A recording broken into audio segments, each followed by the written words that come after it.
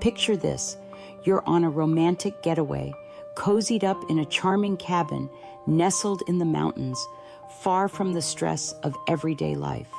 The fire's crackling, the stars are out, and everything feels perfect, until you realize you're not alone. Welcome to Shocking Stories, where we uncover the terrifying truths hiding behind the places you trust most. Today, we're diving into a story about a couple whose dream vacation turned into a fight for survival when their Airbnb revealed a secret so dark it changed them forever. Ever think your rental might be hiding something sinister? Buckle up, because this tale will make you double-check every lock. Let's dive in. Kate and Mike Sullivan, a couple in their early 30s from Nashville, Tennessee, were craving a break from their hectic lives. Kate as a nurse, Mike as a graphic designer. They booked a rustic cabin in the Smoky Mountains, about 200 miles from home, through Airbnb. The listing promised a secluded retreat with stunning views, perfect for their anniversary. The host, Margaret, described as a sweet grandmotherly type, left glowing reviews about her homemade pies and warm hospitality. The photos showed a cozy log cabin with a wraparound porch, tucked 5 miles from Gatlinburg's tourist strip. Kate and Mike arrived on a crisp October evening, thrilled to unplug. The cabin was even better than the pictures: wooden beams, a stone fireplace, and a hot tub under the stars. But something felt off. That first night, as they sipped wine by the fire, Kate heard a faint scratching sound from the walls, like nails on wood. Mike laughed it off, blaming squirrels, but Kate couldn't shake her unease. The next morning, while making coffee, she noticed a small vent high on the living room wall, too high for a normal air duct. Curious, she climbed a chair and peered inside, spotting a tiny red light blinking. Her heart skipped a beat. It was a camera. Mike, skeptical, checked the vent, confirming it was a hidden lens wired into the wall. "Maybe it's just security," he said, but his voice wavered. They searched the cabin, finding 2 more cameras, one in the bedroom, one in the bathroom. Kate's stomach churned. Were they being watched? What would you do if you found cameras in your vacation rental? Kate called Margaret, who apologized profusely, claiming the cameras were old, disconnected from a previous owner. But Kate didn't buy it. Those red lights were active. She and Mike debated leaving, but it was late, and the nearest hotel was 20 miles away. Instead, they covered the cameras with tape and tried to relax. That night, the scratching returned, louder, coming from under the floor. Mike grabbed a flashlight and searched the cabin, finding a rug in the hallway that felt loose. Underneath was a trap door, padlocked shut. Kate's pulse raced. "We need to open it," she whispered. Mike hesitated, but agreed, using a crowbar from the shed 50 feet away to break the lock. The trapdoor creaked open, revealing a narrow staircase descending into darkness. The air smelled damp, like mold and something metallic. Ever feel like you're about to uncover something you can't unsee? Let's see what Kate and Mike find. They descended, their flashlight shaking, into a small cellar no bigger than 8 by 8 feet. On a dusty shelf sat a leather journal, a rusted knife, and a box of faded photos. Kate opened the journal, her hands trembling. The first page read, "Clara, June 2019. The entries described a woman named Clara, a previous guest who'd stayed at the cabin and knew too much. The last entry, dated a week later, said, "She's gone. The circle is safe." Kate's blood ran cold. The photos showed a young woman, Clara, smiling outside the cabin, then another of the cellar, with a dark stain on the floor. Mike's face paled. "We need to get out of here," he said. As they climbed back up, they heard a car pull up outside. Was it Margaret or someone worse? You ever feel like you're trapped in a horror movie where every choice feels like a step toward danger? That's where Kate and Mike were, standing in a hidden cellar, holding a journal that hinted at a guest's disappearance. Hidden cameras, strange noises, and now a trapdoor with secrets. Their romantic getaway was unraveling fast. Welcome back to Shocking Stories, where we're peeling back the layers of an Airbnb nightmare that's only getting scarier. Ready to dive deeper? Because this story is about to take a heart-pounding turn. What would you do if you found proof your vacation rental wasn't safe? Kate and Mike scrambled out of the cellar, their hearts racing. They peeked through the cabin's blinds, spotting a pickup truck parked 100 feet away, its headlights off. A figure stepped out, too far to identify, carrying something heavy. Kate clutched the journal, whispering, "We need to call the police." But their phones had no signal, a common issue in the mountains or something deliberate. Mike grabbed a kitchen knife and they barricaded the door with a chair. The figure approached the porch, footsteps crunching on gravel, then stopped. After a tense minute, the truck roared away. Kate and Mike exhaled, but the journal's words haunted them. The circle is safe. What was the circle? Kate flipped through the journal, finding more entries about the circle, a group that protected the mountain's secrets. Clara's entry mentioned overhearing a ritual in the woods, 500 feet from the cabin, then feeling watched. The final page had a map, crudely drawn, marking a clearing 1 mile away. Kate's mind raced. Was Clara dead? And was Margaret part of this circle? Mike suggested leaving at dawn, but Kate wanted answers.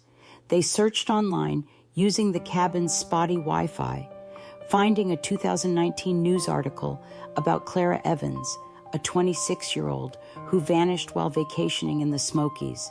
The article mentioned her Airbnb stay, but no suspects. Kate's stomach churned. The journal was evidence. Clara had been here. They decided to contact the police, but needed a signal. The nearest town, Gatlinburg, was 5 miles away, so they planned to drive there at first light. That night, they barely slept, jumping at every creek.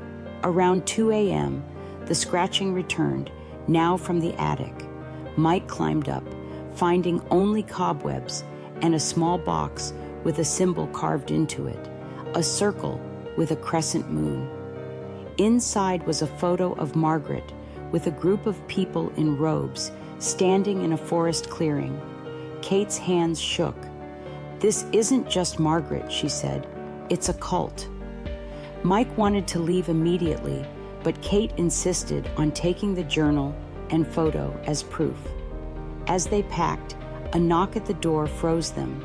A soft voice called, "Kate, Mike, it's Margaret. Just checking in. Ever get that feeling you're being hunted? Let's see what happens next." Kate and Mike didn't answer, crouching behind the couch. Margaret knocked again, then tried the handle. The lock held, but her voice turned sharp. "I know you're in there." After a long pause, footsteps retreated, and a car engine faded. Kate and Mike grabbed their bags, the journal, and the photo, ready to flee. But as they opened the door, headlights flashed 200 feet away, Margaret's truck blocking the driveway. Mike whispered, "We'll go through the woods." They slipped out the back, moving quietly through the dense forest, their flashlights off to avoid detection. The map in the journal pointed to the clearing, maybe a clue to Clara's fate. Could they make it to safety first? You ever feel like you're running from a nightmare, but it's chasing you faster than you can move? That's where Kate and Mike were, fleeing a cabin that wasn't a retreat, but a trap, with a host who wasn't what she seemed. A journal, a cult, and a midnight escape through the woods. Their anniversary was now a fight for survival. Welcome back to Shocking Stories, where we're about to uncover the final twist in a tale that turned a vacation into terror. Ready for the shock of a lifetime? Because this one's going to hit you hard. What would you do if your getaway turned deadly? Kate and Mike stumbled through the Smoky Mountains, branches snapping underfoot, the journal tucked in Kate's backpack. They aimed for the clearing on the map, hoping to find evidence before heading to Gatlinburg. After 20 minutes, they reached it, a circle of stones 50 feet wide, with charred wood in the center, like a ritual site. Kate's flashlight caught a glint, a bracelet, half buried in the dirt, engraved with Clara. Her heart sank. Clara hadn't left the mountains. Mike urged them to keep moving, but voices echoed nearby, low and rhythmic. Kate peered through the trees, spotting figures in robes 300 feet away, chanting around a fire. Margaret was among them, her face lit by flames. Kate's blood ran cold. The circle was real, and they were in its territory. They backed away, but a twig snapped under Mike's foot. The chanting stopped. A man's voice barked, "Who's there?" Kate and Mike ran, the forest a blur, as footsteps pounded behind them. Flashlights swept the trees, closing in. Kate's lungs burned as they dodged roots and rocks, the journal slipping from her bag. Mike grabbed it, pulling her behind a boulder 100 feet from the clearing. The pursuers passed, their voices fading, but Kate knew they weren't safe. They needed to reach their car, still parked 1 mile back at the cabin. As they crept forward, a figure stepped into their path. Margaret, holding a flashlight and a calm smile. "You shouldn't have looked in the cellar," she said. Mike gripped the knife, but Margaret raised a hand. "You can leave, but the circle sees everything." Kate's mind raced. She lied, saying they'd already called the police, hoping to scare Margaret. The older woman's smile faltered, but she stepped aside. "Go then," she said. Kate and Mike bolted, reaching the cabin after 15 agonizing minutes. Their car was still there, tires intact. They sped toward Gatlinburg, the journal and bracelet in Kate's lap. At the police station, they handed over the evidence, explaining everything. The sheriff, skeptical but concerned, sent a team to the cabin. They found the cameras, the cellar, and traces of blood matching Clara's DNA. Margaret was gone, the cabin empty, but the clearing yielded more. Bones, later identified as Clara's and another guest's from 2018. The circle was a cult with roots in the mountains, tied to disappearances spanning decades. Kate and Mike moved to a new apartment 300 miles away in Louisville, Kentucky, unable to return to normalcy. The police arrested 3 cult members, but Margaret vanished, her Airbnb listing deleted. Kate still dreams of the clearing, the chanting echoing in her mind. The worst part, the cult symbol, a circle with a crescent moon, has appeared in other Airbnb reviews, hinting they're still active. So, here's the question. Could you trust a vacation rental after this? This is Shocking Stories, and we're just getting started. Hit that like button if this gave you chills, and subscribe for more heart-pounding tales. Comment below. What would you do if you found cameras in your Airbnb? Share this video, because sometimes the scariest places are the ones you book online.